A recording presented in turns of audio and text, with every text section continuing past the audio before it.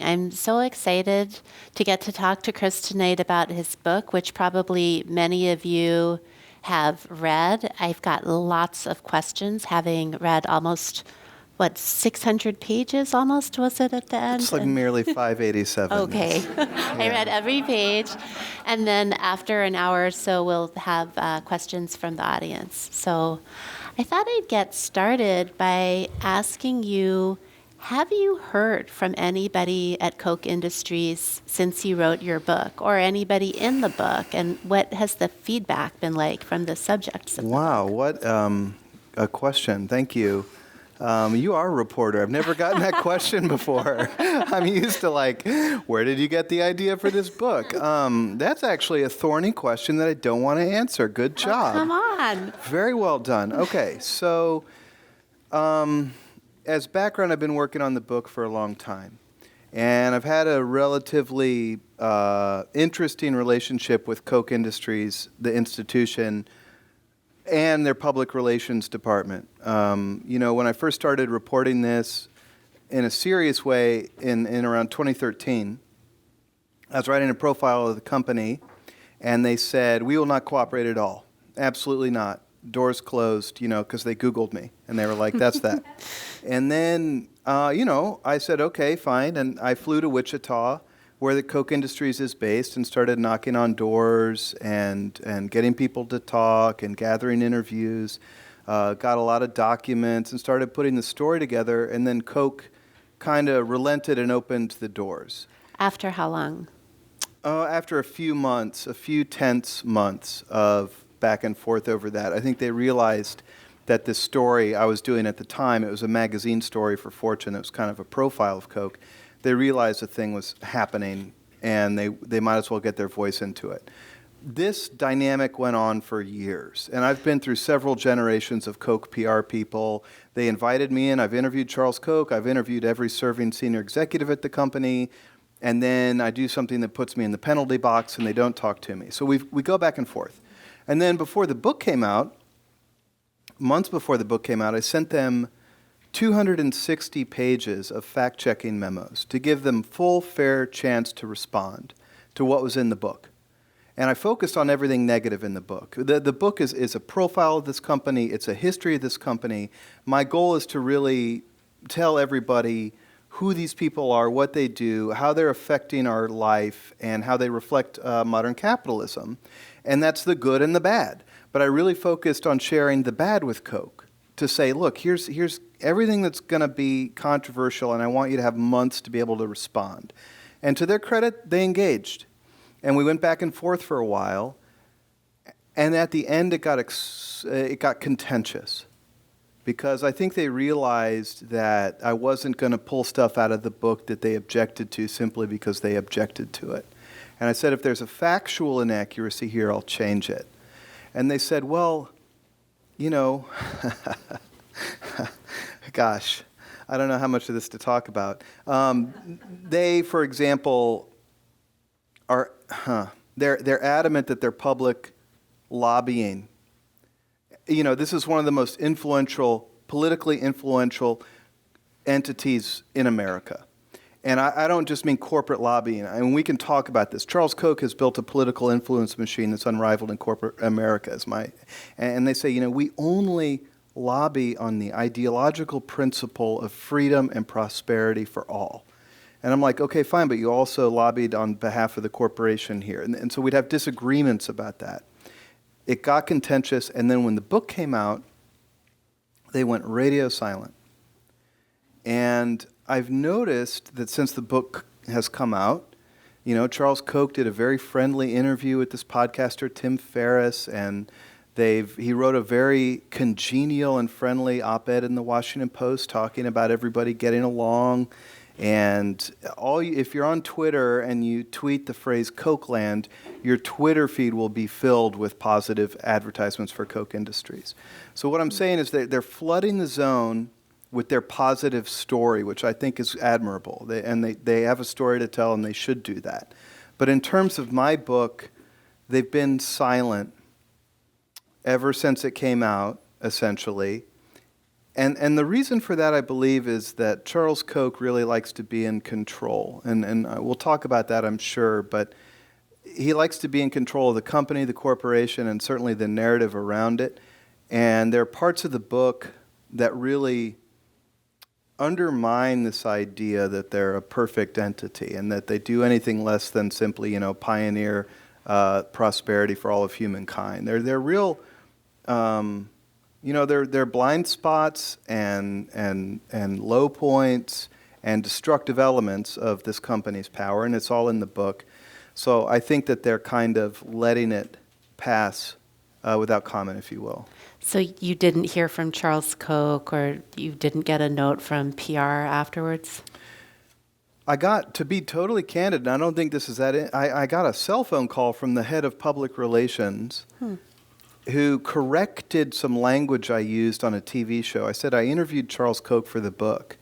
And he said, no, you didn't. You interviewed Charles Koch about his book.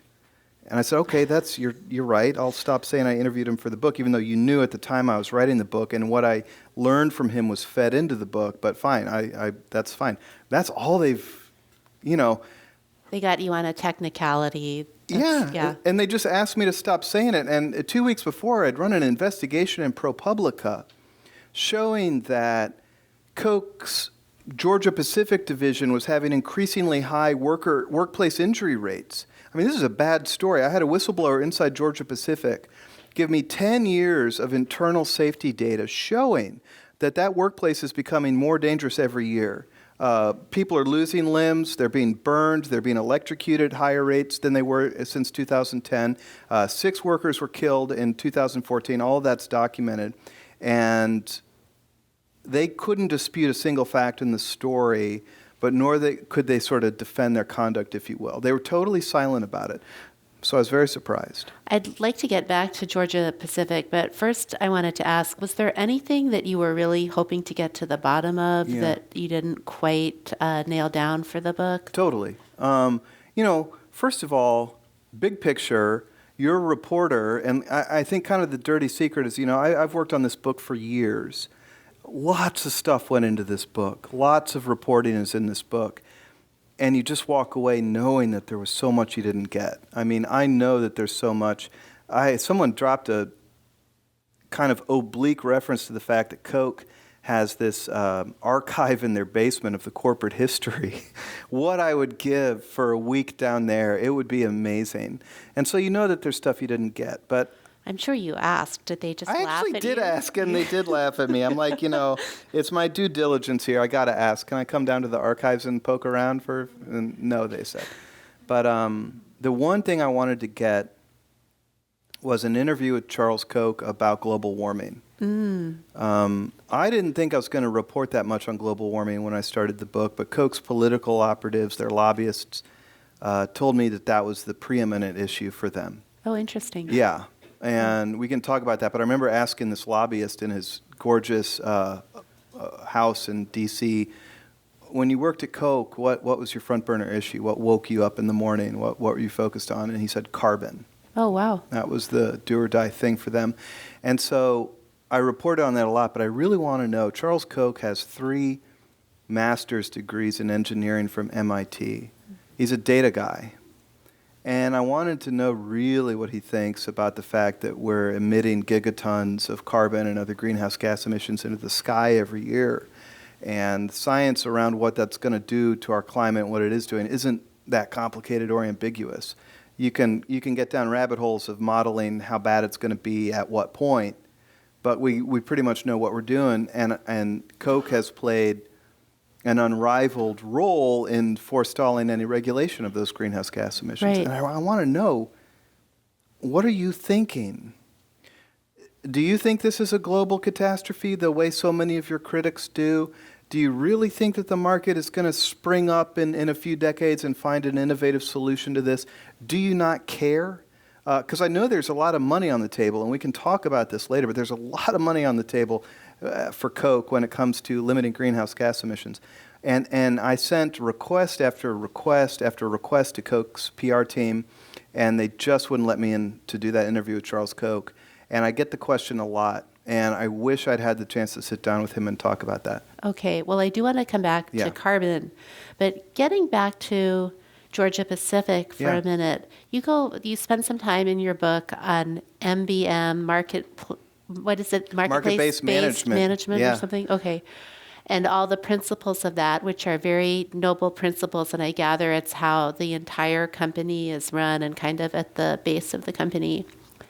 And at Georgia Pacific, you mentioned that through your reporting, you learned this terrible secret about the safety record getting worse and worse and worse. And it seemed like the employees there really don't feel empowered. They kind of remember the good old days where they had some autonomy over what they do in paper mills, and now everything is directed. Oh, you have to drive your truck down this route and then turn right, and if you go to the bathroom, we're going to dock the 2 minutes from your time and this and this. So I'm wondering, I think you write in the book that they see the accidents as market-based management isn't working. But how do you square that with market-based management? Because isn't one of the principles you have to give people autonomy, you have to incentivize them for their work? Like, how are people incentivized if you're cutting their pay and not letting them go to the bathroom without, like, how does that fit into market-based management? And how can they view it as a failure of market-based management when it seems like it was never fully put in place in the first place? Right. It's a great question. And to answer it, I've got all this stuff racing through my head right now. If I could back up a second and talk about Georgia Pacific and Koch Industries and what this thing is, Koch. Koch Industries was founded around 1930 in Wichita, Kansas, with deep roots in the fossil fuels business. They operated pipelines, oil wells, oil refineries. The company gets taken over by this guy, Charles Koch, in 1967, when his father, Fred, dies. The founder of the company dies. Charles Koch has been CEO ever since that time. He's been CEO of this organization for 50 years. I don't know of any company in America that's this big that has had one leader for that much time. He has very, very specific ideas about how corporations ought to be structured, about how corporations ought to be run, and in fact about how society itself ought to be structured, how human society and countries ought to be organized. I mean, this guy, that interview I had with him in 2015, he's very candid that he believes he's discovered the blueprint for how society ought to run. And this blueprint is encoded in his philosophy called market-based management, which is this thing he's developed over decades as he's run this corporation. And it's a highly detailed, all-encompassing, I guess you could call it a management philosophy, but it's so much more than that. When you get hired at Koch Industries, you're going to spend your first week, basically, in the basement of the company headquarters in Wichita, Kansas, doing breakout sessions, slideshows, seminars, learning the vocabulary of market-based management, learning the 5 dimensions and the 10 principles. What this means is you've got a corporation of people who all speak the same language. They use this very detailed vocabulary that it's not an exaggeration to say it's like a secret language that they speak. They use these words like humility that have a totally different definition than it has for you and me. And humility is actually a strategic trading term. It means be aware that you don't know everything and keep in mind the unknown unknowns, as Rumsfeld talked about them, and hedge your downside risk. That's what these Koch people mean when they're talking about humility. So this organization is very tightly bound in by this philosophy, and they all subscribe to it totally. I can't overstate how all-encompassing it is. I was in their little cafeteria, and you pull out the free styrofoam cup, and it's got the 10 principles of MBM printed on it. And on the cubicle walls, the 10 principles are taped up. When you have the little screensaver in the meeting room, it runs through the market-based management terminology. It's everywhere.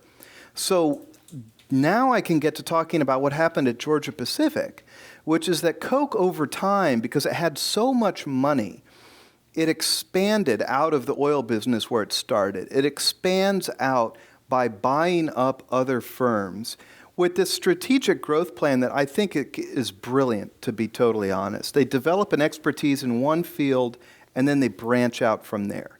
And then once they're there, they branch out from there. So Koch isn't into everything. They're not making TVs or clothing. They're involved in very specific kinds of industries.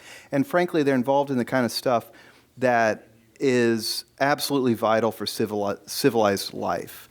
Fuel to get to work, the fertilizers we need to grow our food, probably the carpet we're standing on right now, the building panels in this wall from Georgia Pacific, the trading system that makes electricity and energy flow around the world. Koch is involved in all of these businesses.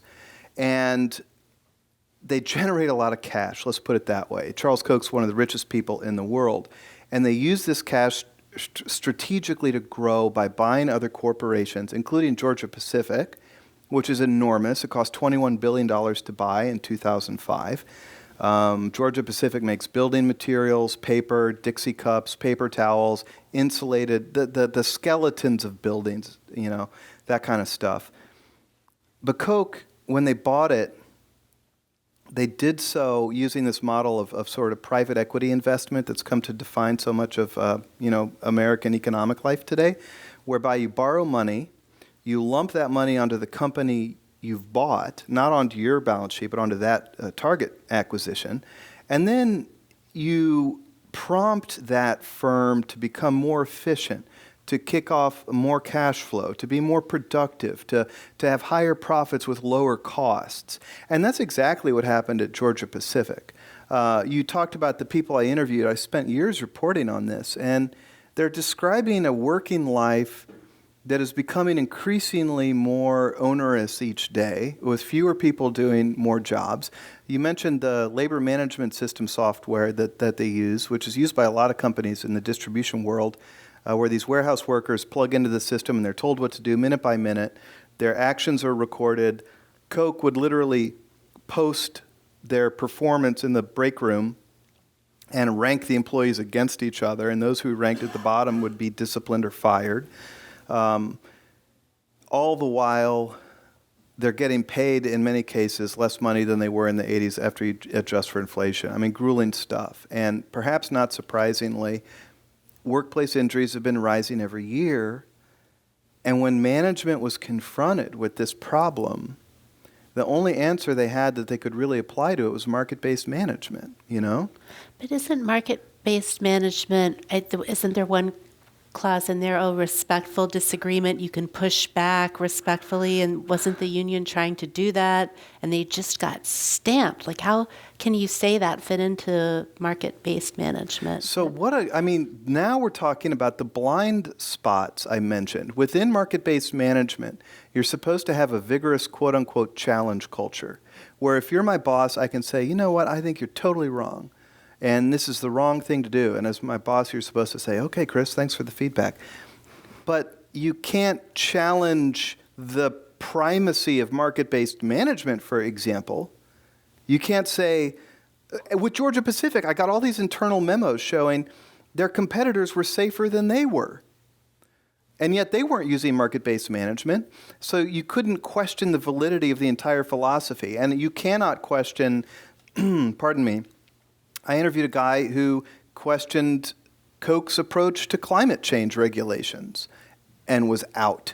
I profile a woman in Chapter 8 who told her bosses to not break the law by dumping ammonia-laden water into wetlands near this refinery. She was not listened to. She was out. So, yeah, there are these blind spots in the philosophy that, you can't challenge the orthodoxy in many critical ways. It is a case of groupthink, I think, in some scenarios. And in this case, Koch bought Georgia Pacific in 2005, and things did get better. Koch made investments in the plants. They upgraded a lot of equipment, but then starting in about 2011, 2012, this injury rate starts to rise.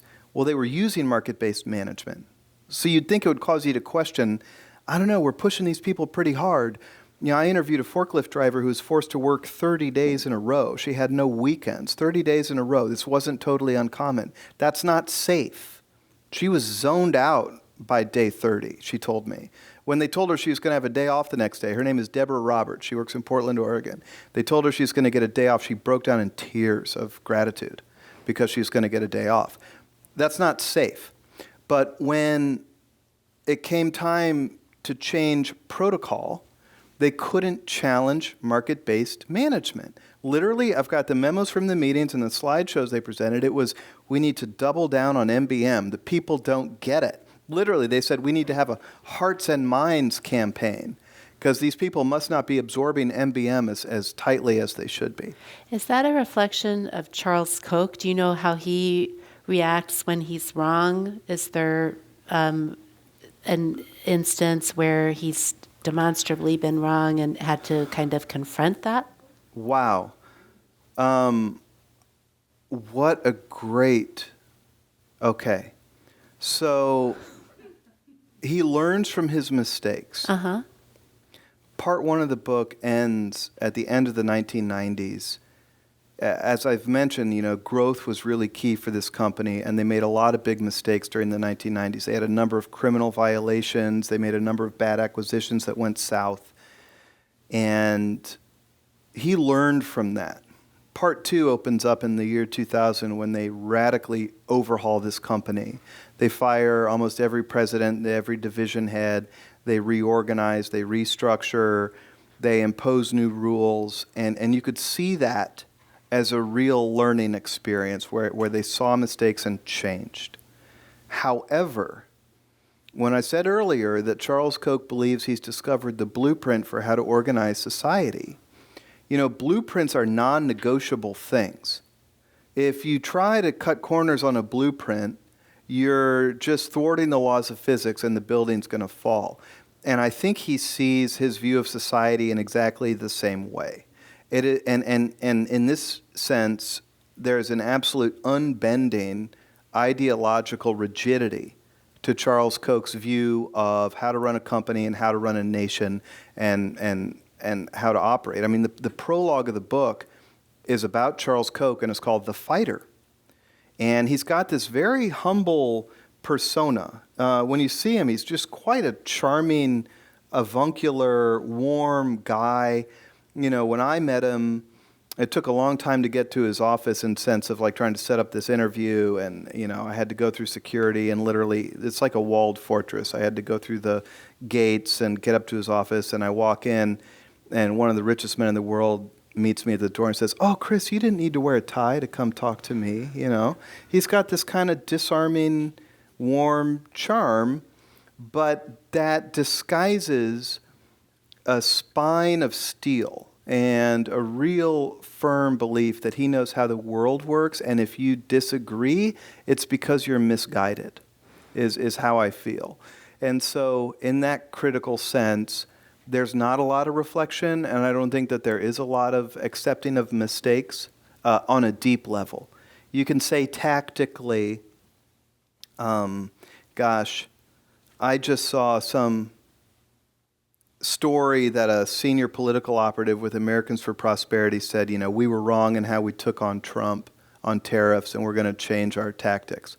Well, that's fine, but they're not changing their underlying philosophy or the overall mission one iota. They're just changing tactics.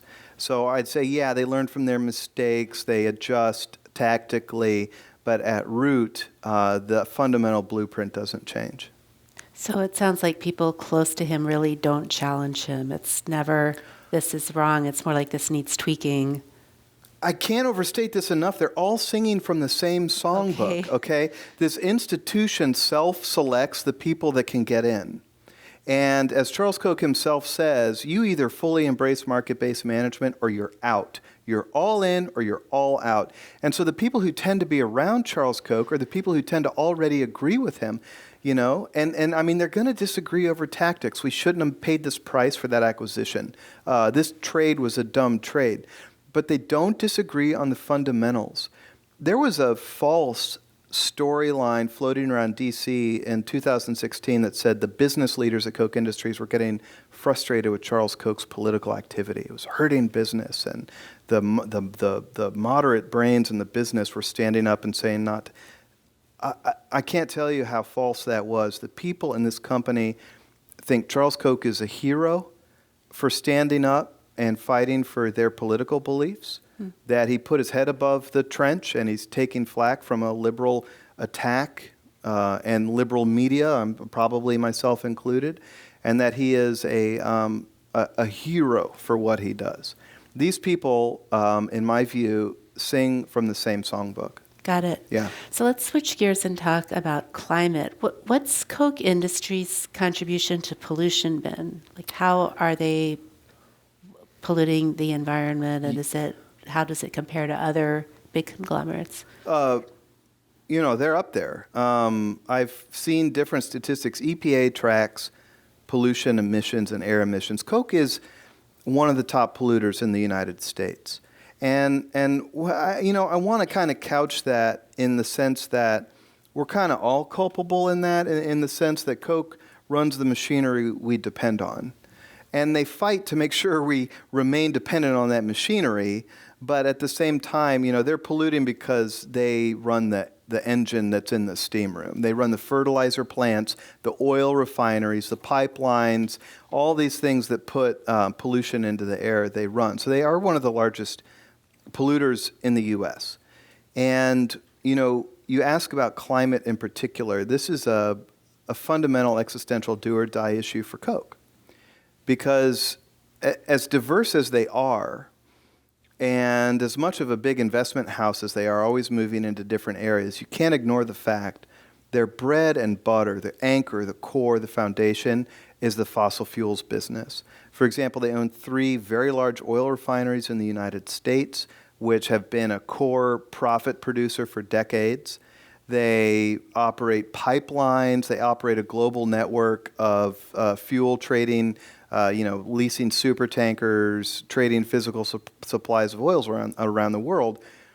And the way I put it is that they have billions of dollars sunk into physical fossil fuel producing infrastructure, the refineries, the pipelines, the shipping networks. And then you've got to think about the billions of dollars sunk into that equipment over 10, 20, 30 years. Think about the flows of fossil fuels, crude oil and natural gas going through that equipment. That's billions of dollars in future revenue from these flows of fossil fuel oil. So if you start reducing the use of fossil fuels, you're going to bring down the flow of oil over decades. You're going to bring down those revenues over decades, but you're going to degrade the value of this entire system, this entire infrastructure. This is a cost truly measured in trillions of dollars over decades, over 30, 40 years. It could cost them $1 trillion or more in lost revenue, lost investment if we move away from fossil fuels. That's some pretty serious economic stakes. And Koch has fought vehemently for decades to forestall, delay, and derail any kind of regulatory structure that would even put a price on emitting carbon. And this is important because we talk about market solutions. Markets can only react if there's a price for something. And this is just a classic example of an externalized cost. Companies can dump greenhouse gas into the sky for free. And the cost of doing that is going to be paid by other people down the road. But if we put a price on carbon that accounts for those future costs, it could diminish the demand, and other energy sources will start to become more affordable, and that presents a major economic threat. So I think that Charles Koch, I couldn't find an instance where he himself denied that climate change exists, yet he's funded all these organizations that take that line. Is that right, that he might not himself think it, yet he's happy because of these business interests you just outlined? He's happy to fund those who do think that? This is why I wanted that interview so bad. I've put the interview request in front of Koch Industries to talk to Charles Koch about this multiple times over years. He drops comments that are strategically ambiguous about this. leaving just enough room to kind of leave doubt about the science. How much are humans really contributing to this? How much of it really is because of fossil fuels? How bad is the problem going to be? How much would, if we put a price on carbon emissions, how much would that cost the economy? He's never come out and said the science is a hoax. Right. It's fake. Don't believe it. I will tell you, the people who work for him have told me that off the record in our one-on-one interviews. There's a lot of talk in the network that climate change is a total hoax. And I was interviewing their top lobbyist in Washington, D.C., Philip Ellender, back in 2014. And on the record, he was casting doubt on the science of climate change. So it's a very murky area. I don't know what's in Charles Koch's head in terms of how much of the science he thinks is accurate, how severe he thinks the problem is, and what the solution might be. But what I can report is the footprint this company has left behind, like the non-controversial footprint of their activities in this space. And they have absolutely worked more than I think any other corporate entity to make sure we've never regulated greenhouse gas emissions. He's got all these master's degrees from MIT. It's just very hard to believe that he thinks climate change is a hoax. Well, these people I've interviewed, it is rather amazing how much they doubt the science. But the other thing we need to take into account is that the ideological view I described earlier, which is this extreme free market philosophy that at the end of the day, government intervention only causes more harm than good. Government programs only create massive distortions. And the only actual valid way to organize a society is through a market system where the price is the government. Price determines who gets what and of what quantity. So from that point of view, I think they see it as totally aberrant, the idea that the government would intervene in energy markets and try to put a price on something like that. And I guess they think that down the road in future years, the market will somehow come up with a solution for this problem. So Charles Koch seems like a very principled man in many ways who sincerely wants to do good. It's just that his definition of good seems to be at odds with many other people's definition. And I was wondering if you could talk about, has he ever talked about income inequality, for example, in that context? Yeah, he's explicitly talked about it in the sense that I remember, unlike a lot of you, I'm an avid reader of Koch's internal newsletter called Discovery, and he did a column about this a few years ago, where he explicitly points out that the United States Constitution never said anything about inequality. It only talks about opportunity. And everybody should have the same opportunity. But in the view of this worldview, inequality is sort of a naturally occurring outcome of the choices people make and the abilities people have. And the more you try to fight that gravity, the worse you make things, according to this point of view. And so they see it as a frankly Darwinian contest of skills and abilities, and that when you try to fight the verdict of a market, you're only forestalling the inevitable. For example, I've reported a lot on how they run companies after they buy them.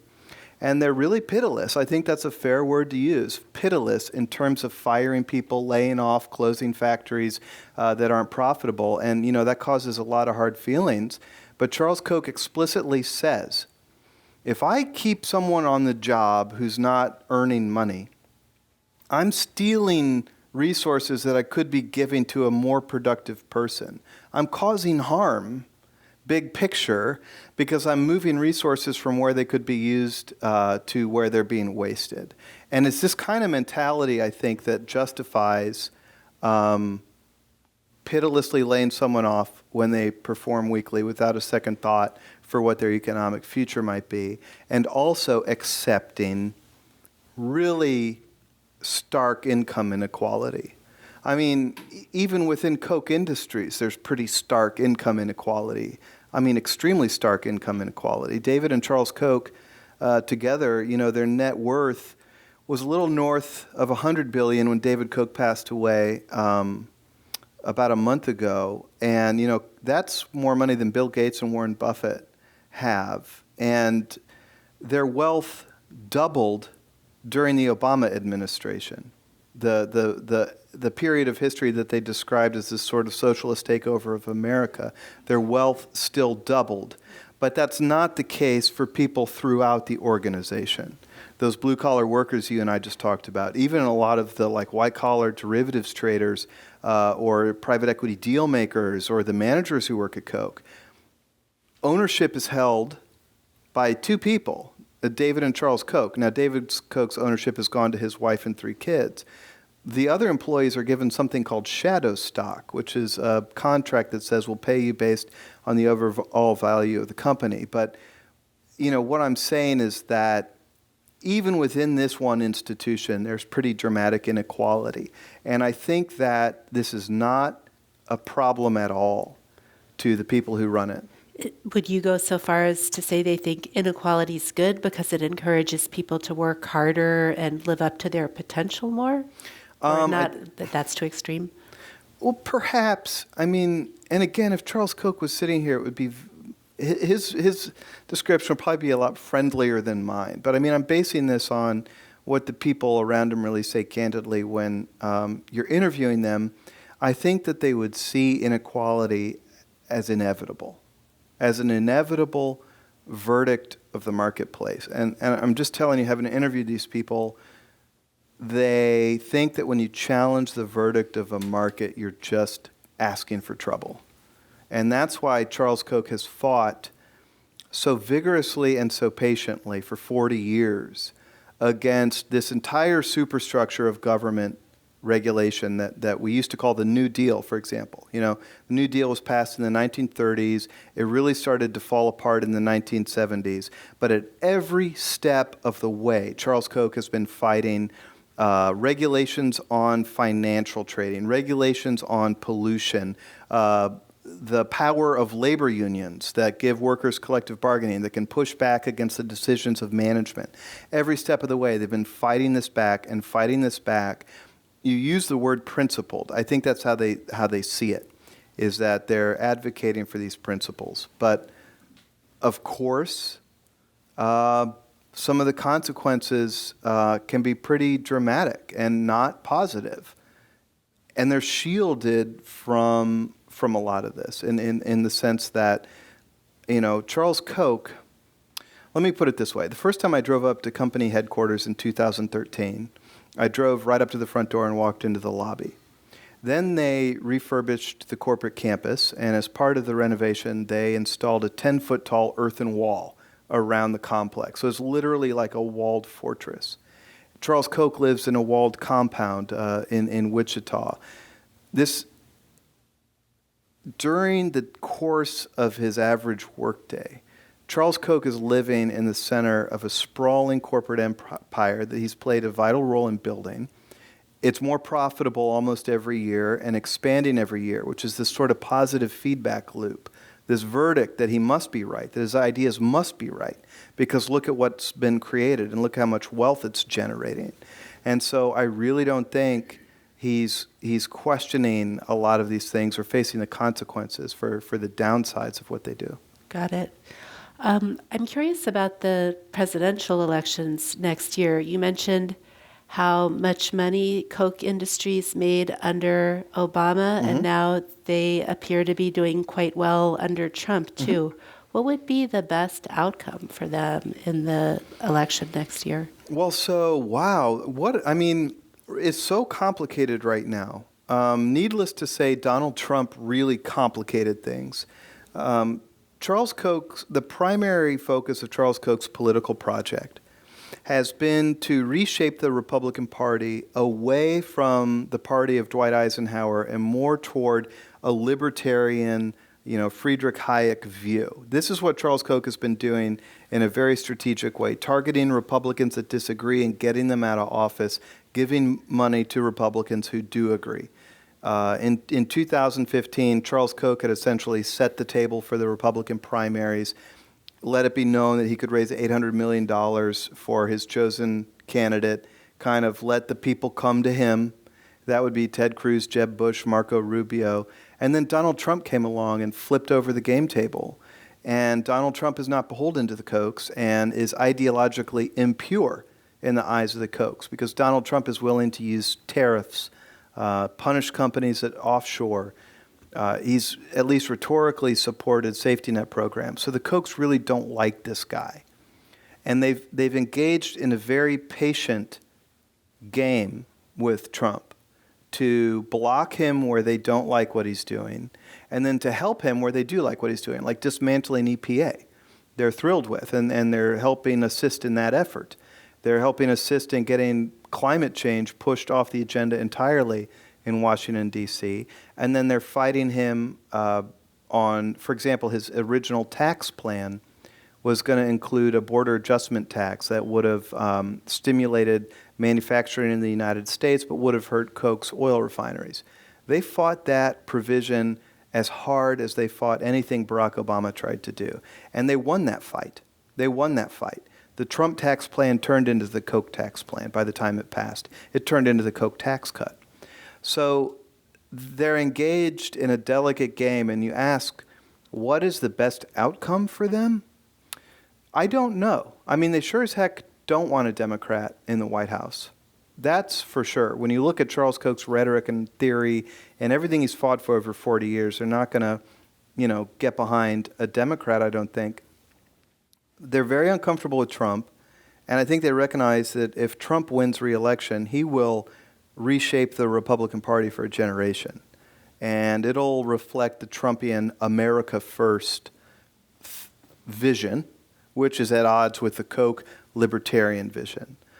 But what I see them doing is what they've been doing for decades, which is engaging in the Washington and, frankly, the nationwide political game in a very, very patient way with a deep knowledge of the specifics.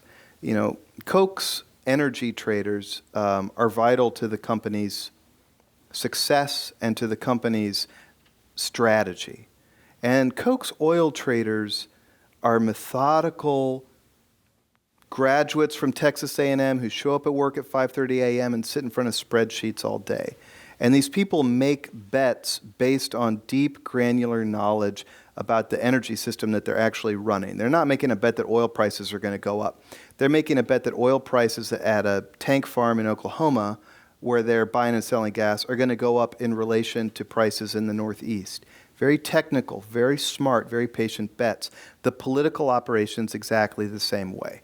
Koch has built a map of American political power that is like a detailed pipeline map. They're looking at the state legislatures. They're looking at the court system. They're looking at the federal court system. They're looking at the administrative agencies in Washington, D.C., OSHA, EPA, things like this. They're looking at the United States Congress. And they're playing at these different levels every day. And just like the derivatives traders are making, small bets hoping to win 7 out of 10 times, Koch is just ever present in these political spheres, looking to influence at key points where it can and win 7 out of 10 times. So whoever's in the White House after 2020 is still going to have to govern and legislate and deal with this machinery of Congress and the states. And whoever is there in 2020 is going to realize that they have to contend with the Koch network to get anything done. They like Pence, right? I mean, they've supported him for a while. They are extremely tight with Pence. They've supported him for years. Pence was one of the first people to take Koch's carbon pledge and sign it in Congress, which is a pledge that you will essentially never put a price on carbon. And I think he helped make that, more broadly signed throughout Congress. Charles Koch had a one-on-one meeting with Pence, I think about a year and a half ago in Colorado. So I mean, they're close to Pence, and he's kind of the liaison into the administration. Charles Koch has a son called Chase Koch, who I think is widely believed to be the next leader of Koch Industries one day.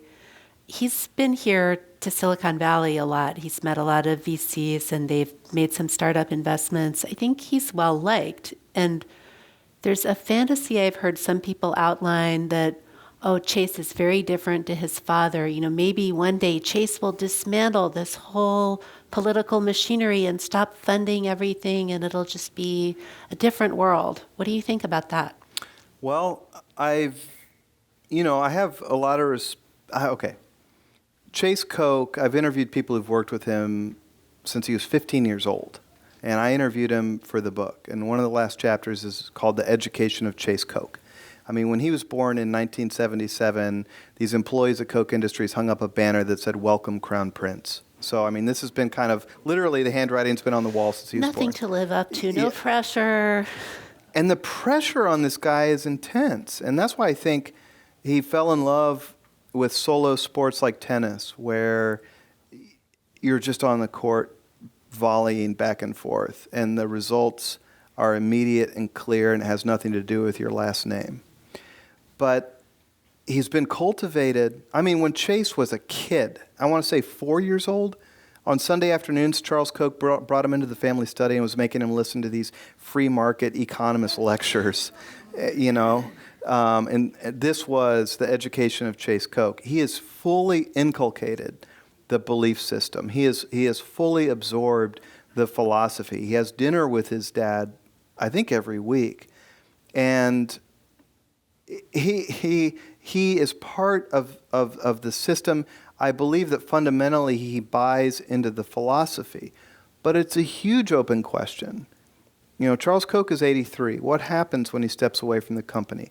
I do think Chase Koch will take over one day, and that we might see an interim CEO. But does Chase Koch have the fighting spirit of his dad to continue to run the political operation as it has been run over the last 40 years? I just have to be honest, it's an open question. I mean, Chase is an extremely low-key, grounded individual, all things considered. And I get that from people who've worked with them on, talking to me in total honesty and anonymously. They say that, and I think it's true. But how he acts and how he projects the power he's going to inherit is really an open question. Yeah. So we have some audience questions here. One is, how has David's death impacted Koch Industries?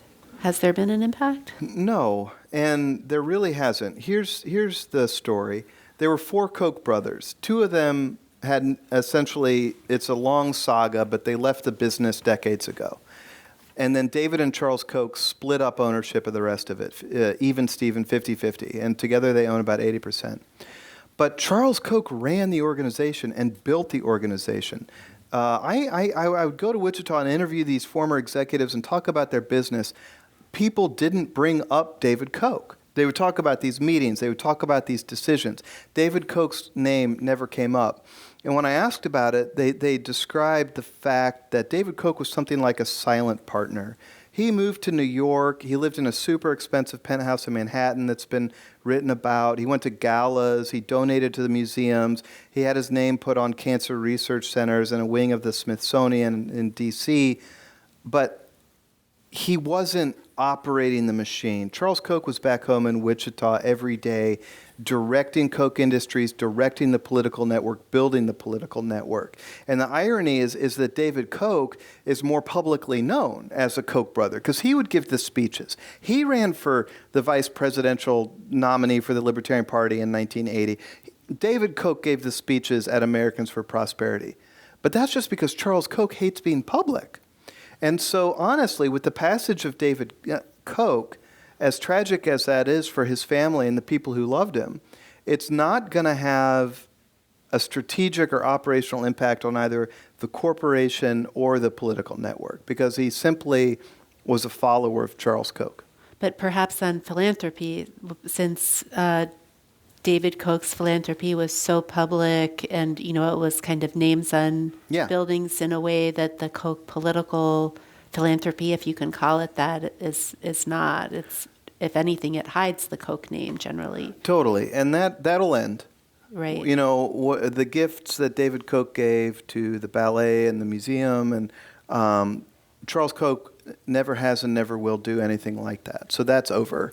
The reason I never paid it a lot of attention in the book is that David Koch's philanthropy was such a small thing compared to the much larger political machine that they built and the nonprofit foundations that they created and funded.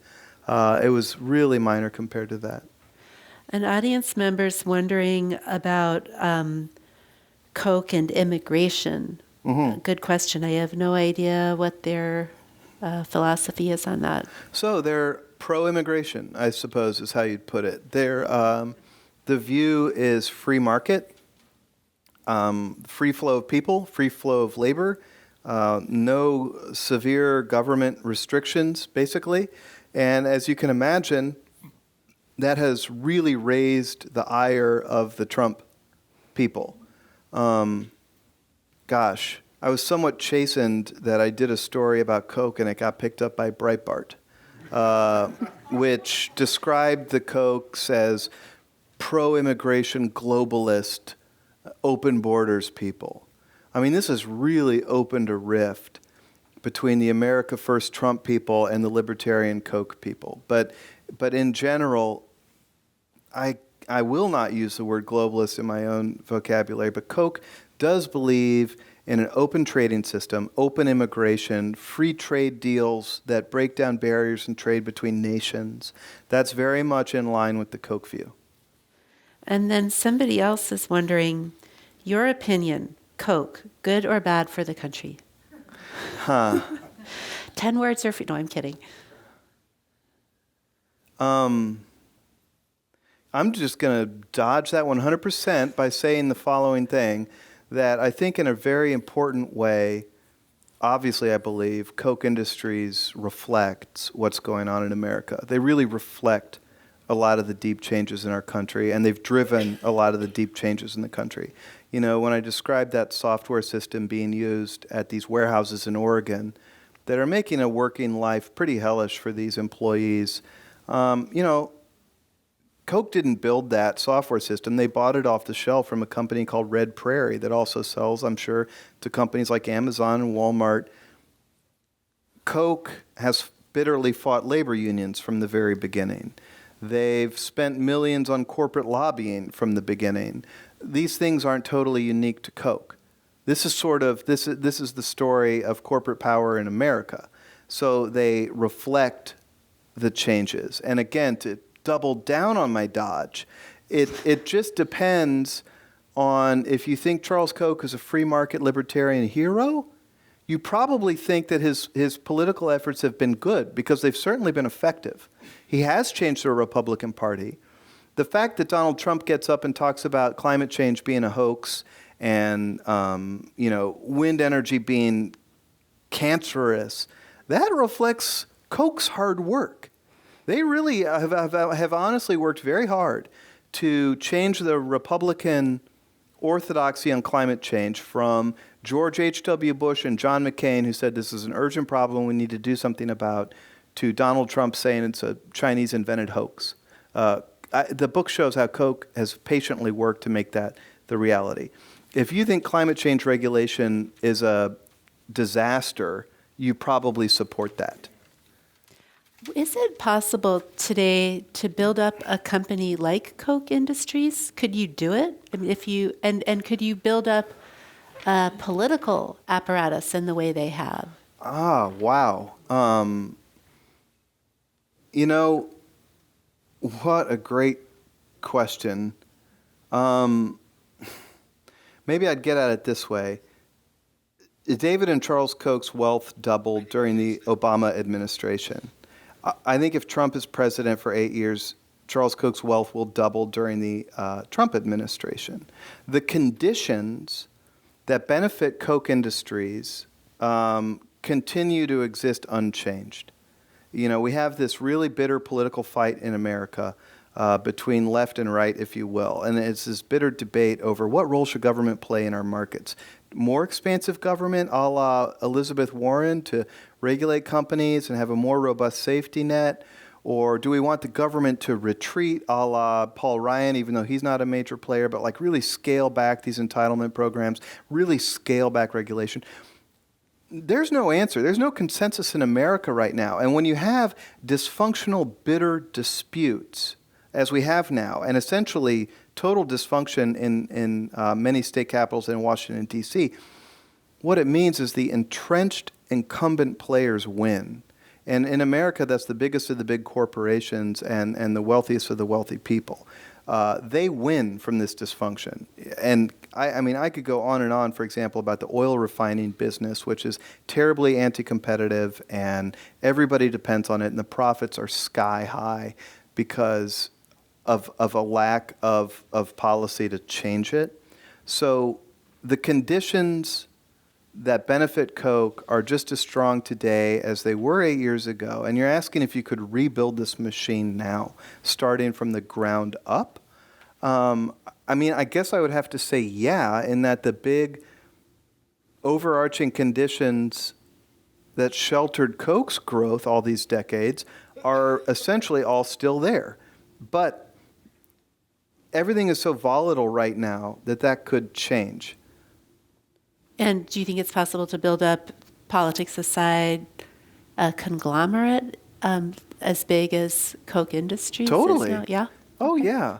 In the sense that, I mean, what's the brick wall that's going to stop you on a policy front?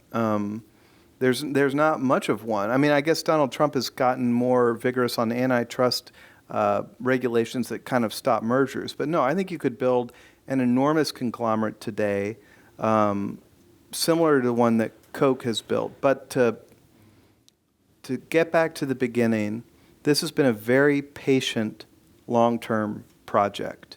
And that's what's rare about it.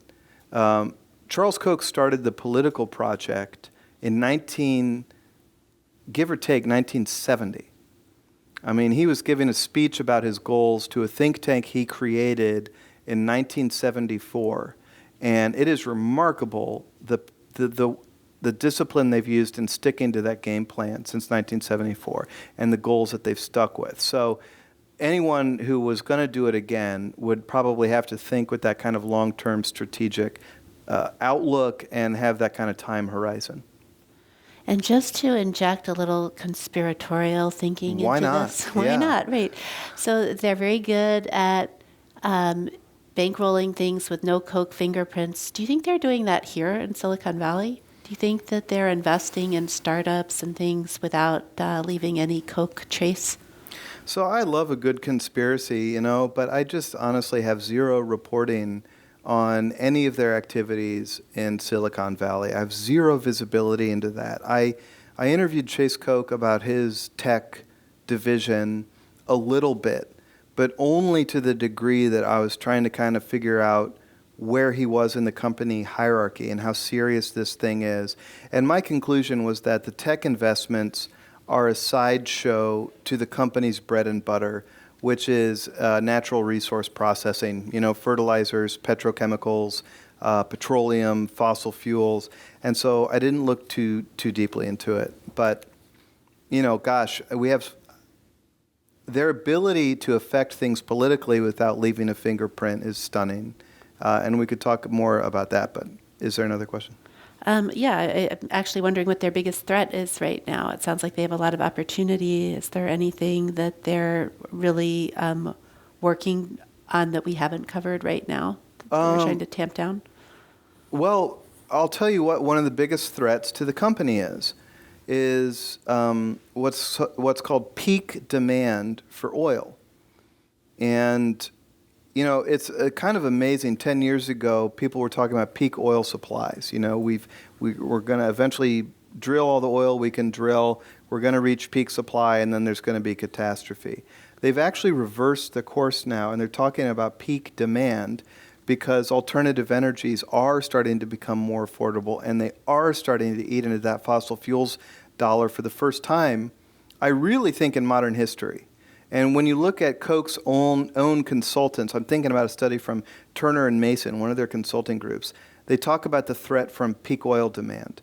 And that could really hurt the profitability of Koch's foundational, oil refineries, the pipeline networks. That's a big threat to them. And then, of course, I hate to always, politics really, really is important in America right now. I was talking to a Koch person yesterday. What day is it? No, I was talking to them on Tuesday. And they're just obsessed with politics right now because a Warren presidency could change the game table dramatically for Koch. A Trump presidency could change the game table dramatically for them in terms of taxes, regulation, and energy consumption. So, the political volatility in the world today is a threat to this company, but I want to put that threat in context. 5-10 years from now, there are not really outcomes where Koch Industries, Inc. is dramatically smaller and less influential than it is today. This thing is on a glide path. It's enormous. It's diversified and highly adaptable. They had a lot of problems in the 1990s. They lost a lot of money through these dumb acquisitions. When you look at the crash of 08-09, I'm not going to say they glided through unscathed, but they shouldered the volatility remarkably well. And, they shed jobs, they cut jobs, but it didn't hurt the core institution at all. And I think even if we had a dramatic, highly volatile downturn again, they would survive just fine. Could you see them investing in alternative energy? No. Okay. I'm so sick of, no. Bad question. And they're going to prove me wrong. When you do an MRI picture of this organization, the bottom 3/4 of it is processing fossil fuels. That includes processing natural gas to make nitrogen fertilizer, which is a huge part of this company right now. And then you look at processing crude oil to make gasoline. Then you look at the pipelines. And then, you've got Georgia Pacific up there. But that's a resource extraction company. That's why they bought it, because a Georgia Pacific plant is a lot like an oil refinery. It's a bunch of super expensive machines that turn wood pulp into paper and all these other products. This stuff about, alternative energy and tech companies is what can happen when you kick off billions of dollars a year and have a lot of money to experiment with and play with. I see that the tech investments and things like that as being a very small sliver of the actual organization. And as I said earlier, when you look at the economic stakes for the value of this fossil fuels machine and the future value of the fossil fuels machine, it's not like they can just painlessly start funneling that money into wind farms and solar panels. And so I'm sorry, I guess I'm just going to be a curmudgeon, but I didn't report heavily on tech investment. When it comes to alternative energy, they're fighting its development across the country. This is just proven. Fracking, which the fossil fuels industry loves to talk about fracking as this kind of heroic free market story of look at these pioneers who invented fracking and opened up all these new energy supplies. Fracking was created by the United States federal government patiently over decades through tax breaks on non-traditional natural gas supplies, through research programs at universities that partnered with industry and figured out this technology patiently over decades. The federal government created fracking, and then the private sector ran with it at the last minute, essentially. Solar and wind is going through the same process of the government trying to support it through some subsidies, basic research, and other means, and Koch is fighting that at every state across the country and calling it crony capitalism. All of this is in the book in a chapter called The War for America's BTUs, which is a British thermal unit, which is our energy. And the first part shows how Koch brilliantly exploited the fracking revolution. Brilliantly. They make so much money off of fracked oil in southern Texas, and they were way ahead of the curve, and they're super smart. But the second half of the chapter is how they're using their political network to forestall and derail the government efforts to raise up a competitor to fossil fuels.